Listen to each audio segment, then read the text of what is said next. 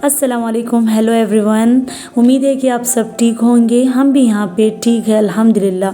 तो आज मैं अपना एक व्लॉग अपलोड कर रही हूँ जिसमें बहुत सारी चीज़ें मैं शेयर करूँगी आपसे। सो एंड तक बने रहे। और आपने अगर बेल आइकन को क्लिक नहीं किया है तो बेल आइकन को क्लिक कर ले। उससे पहले आप सब्सक्राइब ज़रूर करना है। तो गाइस, बहुत सारे लोग मुझे पूछ रहे थे कि मैं कहाँ गायब हो गई थी, वीडियोस क्यों नहीं बनाती हूँ। तो हर किसी की लाइफ में तो टेस्ट टाइम्स आते ही हैं। तो समझ लीजिए कि मेरी लाइफ में भी कुछ ऐसा वक्त आया था जिससे मैं डिमोटिवेट हो गई थी। कुछ भी करने का दिल नहीं करता।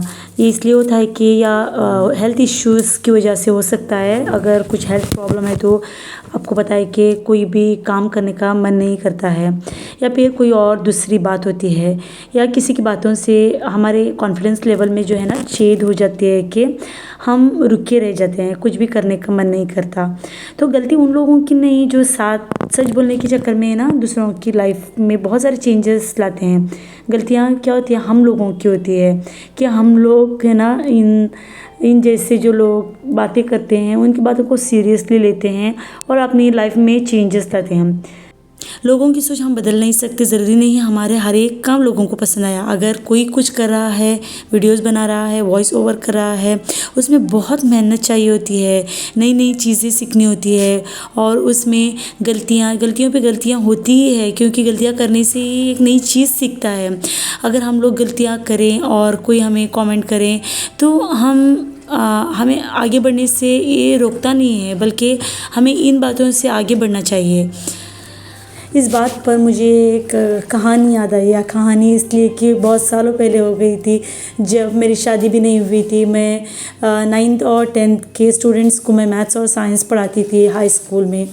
तो वहाँ पे हुआ था कि मैं साइंस की टीचर थी। जिस क्लास में मैं साइंस पढ़ाती थी 10th स्टैंडर्ड में, लास्ट फाइनल एग्ज़ाम्स के 1 मंथ पहले की बात है, जब मैं बच्चों को मल्टीपल चॉइस क्वेश्चंस डिक्टेट कर रही थी। तो ये जो स्टूडेंट थी बहुत ही होशियार थी, तो वो कुछ नोट नहीं कर रही थी। जो भी मैं दे रही थी वो जस्ट ऐसे ही अपने काम में बिजी थी, मतलब अपना कुछ कर रही थी, अपना कुछ क्वेश्चंस लिख रही थी। तो मुझे बहुत ही गुस्सा आ गया, क्योंकि एक टीचर मेहनत करती है अपने बच्चों पर, सिर्फ डल बच्चों पर मेहनत नहीं करती। जो रैंक होल्डर्स होते हैं, स्कोरिंग स्टूडेंट्स होते हैं, वो भी अच्छा स्कोर करें, ये सपना टीचर का होता है। और जब ये इंपॉर्टेंट चीज़ें जब टीचर दे रही होती है तो और वो बच्चा अगर अपने काम में बिज़ी है तो टीचर को बहुत ही हर्ट होता है।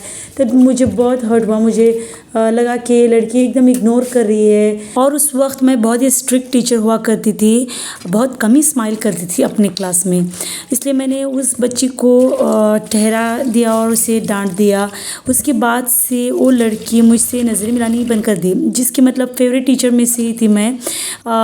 वो मेरे से बात करना भी बंद कर दिया और नज़रें भी मिलाना बंद कर दिया।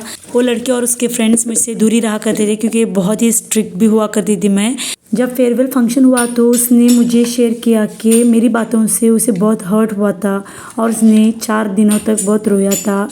उसने अपने दिल की बात मुझसे शेयर किया अपने फेयरवेल फंक्शन पे, और साफ भी किया अपने दिल को। और वो समझ गई कि जिस तरह से वो मेरे बारे में सोच रही थी वैसी मैं है ही नहीं।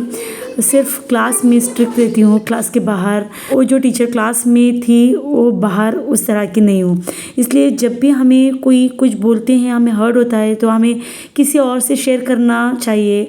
हमें उनकी बातों से डिमोटिवेट होकर अपना काम बंद नहीं करना चाहिए, बल्कि दूसरों से शेयर करना। दूसरों को से शेयर करने से क्या होता है, लोग हमें समझाने वाले बहुत सारे लोग होते हैं, हमको डिमोटिवेट करने वाले भी बहुत सारे लोग मिलेंगे, और समझा कि सक्सेस की तरफ पुश करने वाले भी बहुत सारे लोग मिलेंगे। तो अपने दिल की बात शेयर करें अपने फ्रेंड्स से, अपने रिश्तेदारों से, ताकि वो हमें डिमोटिवेट होने से बचाए। तो गाइस, यहाँ पे मैंने पालक धो दिया था, और फिर ये मूंग की दाल है। इसको पहले मैंने अपनी मदर इन लॉ से कहा था कि कुक करना है, और मैं चली गई थी थोड़ा बेबी को फ्रेशन अप करने के लिए। तो मेरी मदर इन लॉ ने मूंग की जो दाल है उसको गला के रख दिया, और मसाला भी रेडी था। मैंने ये पूरी चीज़ें मिक्स कर दिया और इसे गैस पे रख दिया, और मैं यहाँ पे लिड क्लोज़ करूँगी। पानी भी मैंने डाल दिया है, ये अपने आप कुक हो जाएगा। और यहाँ पर गोश्त जो है एक छोटा सा डिब्बा था, इसको धो के मैंने ड्रेन करके रख दिया है। और वही डिब्बे में हाफ डिब्बा मैं ले रही हूँ चने की दाल। इसको धो के हम 2 आवर्स तक पानी में सोक करके रखेंगे। तो ये जो है मेरा नेक्स्ट अगला वीडियो है इंशाल्लाह, जिसमें मैं कबाब बनाऊँगी। तो ज़रूर मेरे चैनल को सब्सक्राइब करें ताकि मेरी अगली वीडियो भी आप देख सकें। और उसके बाद मैं बाहर की तरफ आ गई, जहाँ पर मॉर्निंग मैंने काम अपना अधूरा छोड़ दिया था। यहाँ पर जो सॉइल है बाहर की तरफ एकदम से बहुत हार्ड हो चुकी थी, तो मैंने 2-3 बार स्प्रिंकल कर दिया था पानी और अंदर चली गई थी क्योंकि सॉफ्ट हो जाए। तो यहाँ पर मैं यूज़ कर रही हूँ डिगिंग टूल जो कि मेटल का होता है, और ये मैं कोकोनट शेल भी यूज़ कर रही हूँ जिससे मैं सॉइल एक पॉट में डाल रही हूँ। ये वाला बकेट है जो कि मेरे पास अवेलेबल था। तो मेरे पास कोई भी स्पेशल गार्डनिंग टूल नहीं है क्योंकि मैं इतना गार्डनिंग नहीं करती हूँ। बहुत दिनों बाद इसे मैं कर रही हूँ। ये 2 अलग से पॉट्स बना रही हूँ क्योंकि जो भी मुझे डिग करना होता है और यहाँ पे जो भी प्लांट्स को सो करना होता है इसमें नीचे ही ज़मीन पर मैं कर देती हूँ। लेकिन यहाँ पे कुछ प्रिपरेशंस कर रही हूँ। इंशाल्लाह इन फ्यूचर आपको मालूम होगा कि मैं किस वजह से ये 2 अलग से पॉट्स रेडी कर रही हूँ, जो कि इम्पोर्टेंट जो प्लांट्स है हमारी लाइफ में उसे मैं यहाँ पे डालूँगी। ये होगा करी लीव्स। करी लीव्स तो हर डिशेस में चाहिए होता है तड़का देने के लिए। तो और एक जो है इसको इंग्लिश से क्या कहते हैं उस प्लांट को नहीं पता, लेकिन ये लीव्स कोल्ड और कफ के लिए बहुत बच्चों के लिए हम लोग इस्तेमाल करते हैं। जब बच्चों को कोल्ड होता है तो 3 to 4 days once in a 4 day इसका रस निकाल के हनी के साथ इसे बच्चों को पिलाया जाता है, जिससे जो सर्दी वगैरह होती है वो क्योर हो जाती है। तो इस तरह के प्लांट्स हर घर में होना चाहिए। मेरे पास नहीं था, मैंने छोटा सा एक लगाया हुआ था, लेकिन मैंने सोचा कि एक पॉट में ही लगा दूं। ये जो नीचे छोटा सा प्लांट दिख रहा है ये भी वही प्लांट है, छोटा सा मैंने लगाया हुआ था। अब मुझे पॉट में थोड़ी बड़ी सी लगा रही हूँ ताकि बड़ा सा प्लांट बन जाए।